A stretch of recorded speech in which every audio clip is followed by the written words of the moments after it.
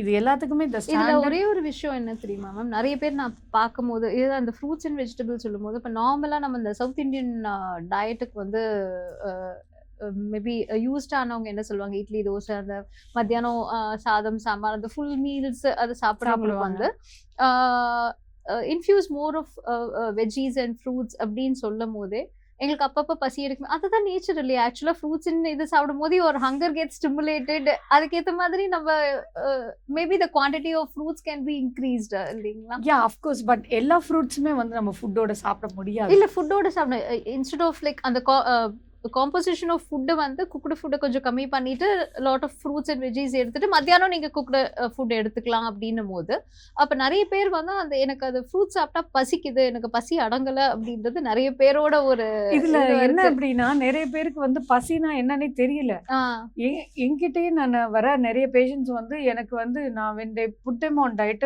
கஞ்சி டயட்ல we will ah. start அப்படிங்கிறப்போ பசிக்குது பசிக்குதுமாங்க. 3 நாள் கழிச்சு எனக்கு பசிக்கவே மாட்டேங்குது அப்படிம்பாங்க.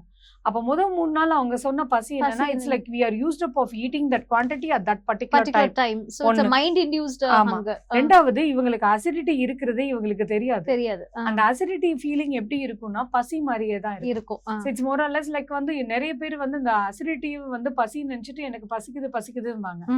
அப்புறம் தான் தெரியும் இவங்க வந்து there is some gastritis and acidity.